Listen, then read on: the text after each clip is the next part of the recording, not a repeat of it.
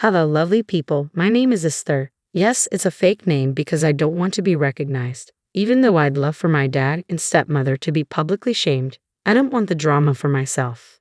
So, I'll be using fake names. My story is about how I got my revenge against my father and his new wife. My mom, Meg, was a very kind and loving woman. She was one of those people who could easily make you fall in love with her. She was not only generous and loving but also very caring. I'm not saying this just because she was my mom. The entire community loved her just as much. I thought that my father, Richard, loved her a lot too, but I was wrong. When I was around 16, my dad left my mom and married his mistress, Jennifer. My mom was actually getting cancer treatments, and my dad decided it would be a good idea to cheat on her with her best friend. Apparently, it had been going on for a year since my mom's diagnosis. One day, my dad sat me down and told me everything. He said, "I'm sure you've heard that your mom and I are splitting. You have to understand, Esther, I cannot be with someone who is sick. I needed a wife who would take care of me. Jennifer makes me feel loved." I was shocked and angry. I said, "You have some nerve to try and make me accept your mistress. I'll never forgive you for what you've done. I don't want Jennifer anywhere around me again." My dad replied, "That will be a big problem, Esther. I'm going to marry her in 6 months as soon as the divorce is finalized. You need to attend our wedding and support us. People will talk if you don't show up." He showed no remorse. The only reason he wanted me to accept his affair was so that people wouldn't look down on him. I can't begin to tell you how disgusted I was. My mom tried her best not to spoil my relationship with Dad. She explained that she wouldn't be alive for long, so I needed to stick with the only parent I would have in the future. It made me super sad to hear her say those things. It was true that her cancer got worse and she didn't have much time left. I needed my dad back then. I needed his support. Seeing my mom die in pain while my dad was celebrating his new family was horrible. Still, I tried to have a relationship with Dad. The saddest part is that Dad didn't care about me at all. It's like a switch went off and he just stopped thinking about me altogether. He focused all his attention on his new family and stepkids. I was always left as an afterthought. I was even made to sleep on the couch while his new kids had their own rooms. When I complained, Dad and Jennifer jumped on me. They said, "How can you be so selfish, Esther? This is all very new to my stepkids. They need their rooms to adjust. You can sleep on the couch for a few days. This is my house and I will decide who stays where." I replied, "Dad, first of all, this house belongs to Grandpa. He promised me that I would get my room. You promised him that too.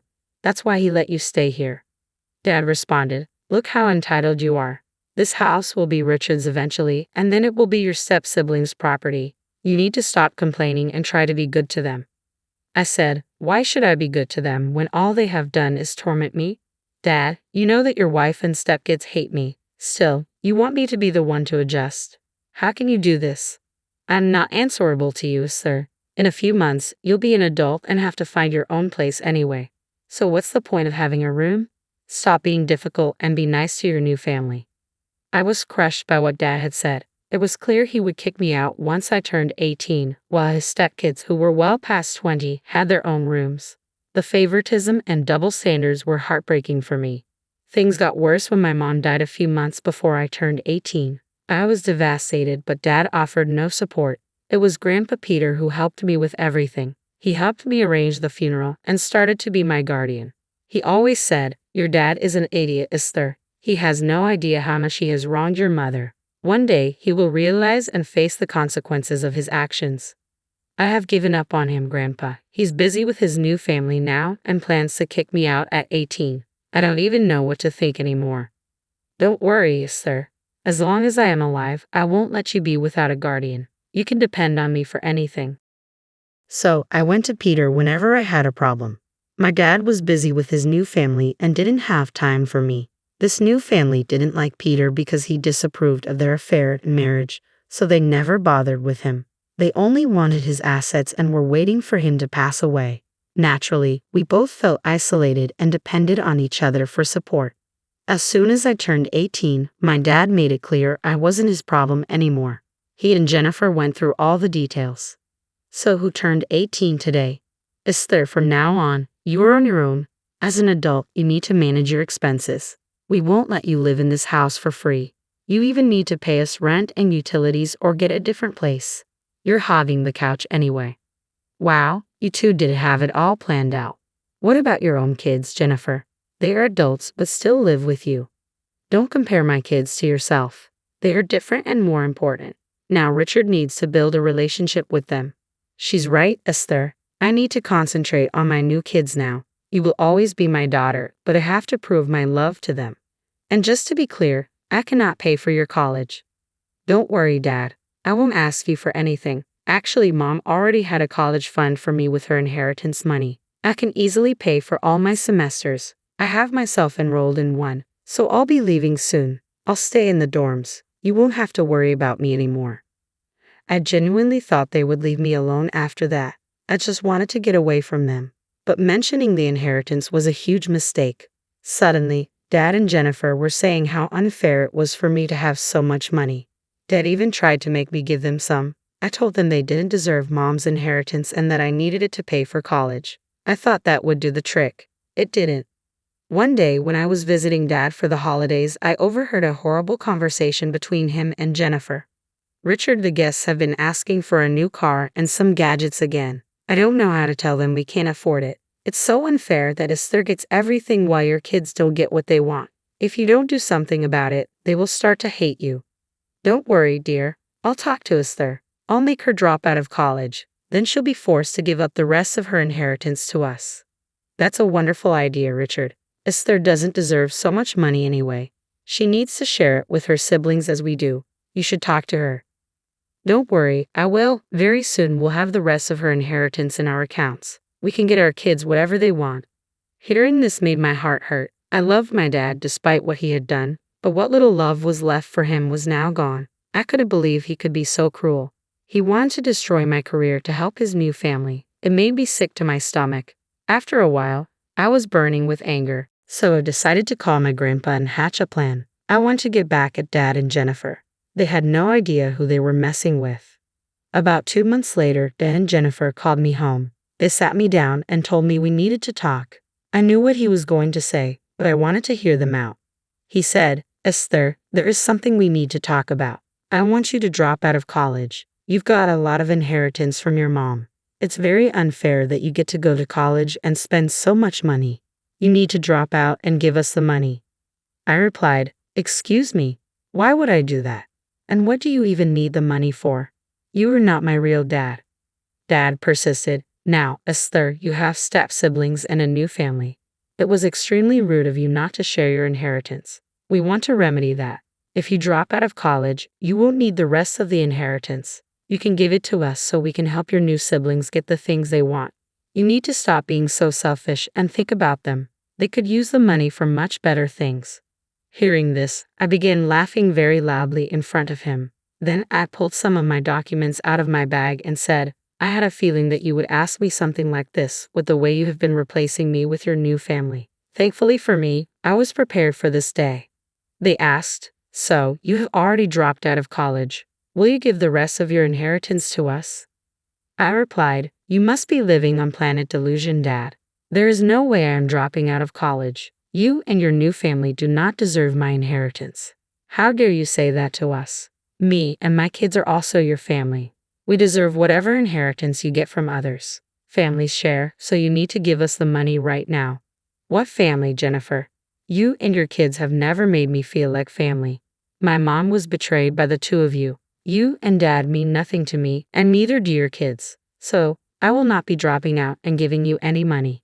You cannot insult us in our own home, Esther. You need to apologize to us right now. I'm very close to kicking you out of the house.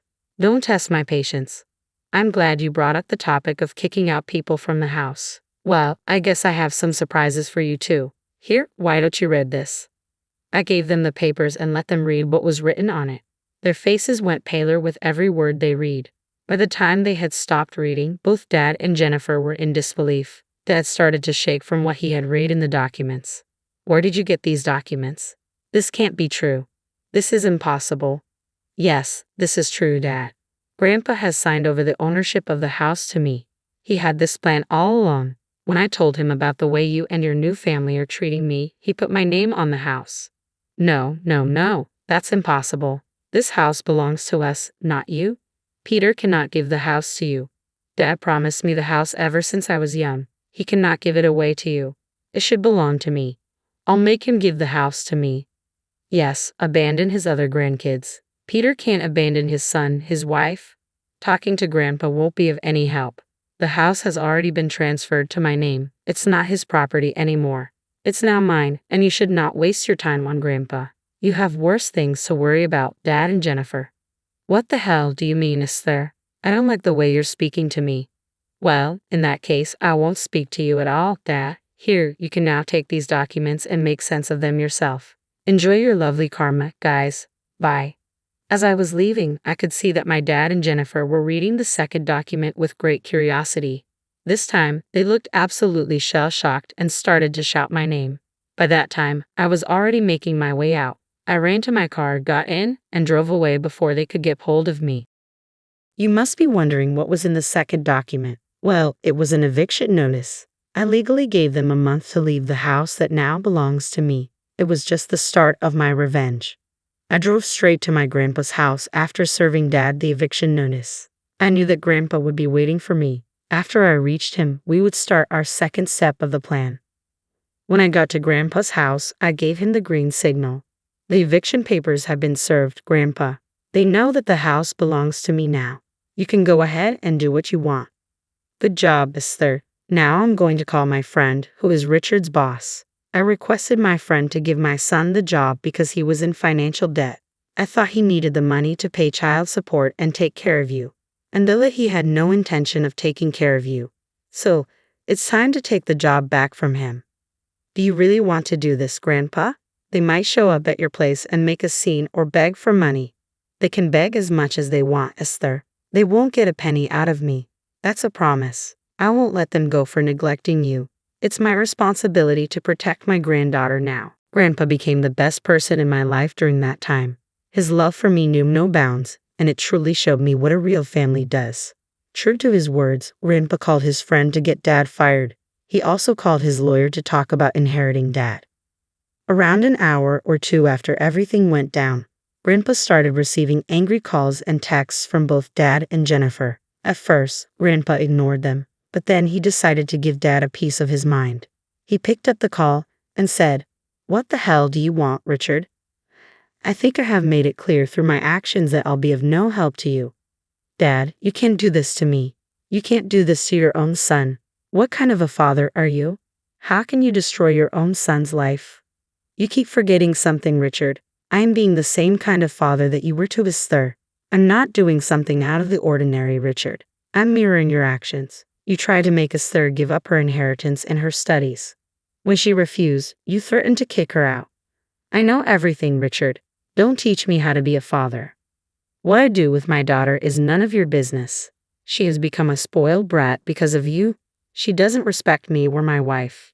She doesn't want to share her inheritance. Yes, she doesn't want to share the inheritance her mom left for her. She doesn't want to give money to the people who betrayed her and her mother. She has done nothing wrong. I've helped you a lot in life because I wanted you to learn to be a good dad. You haven't done anything but make a fool out of me. I'm done enabling you, Richard. In a few days' time, you will be completely disinherited."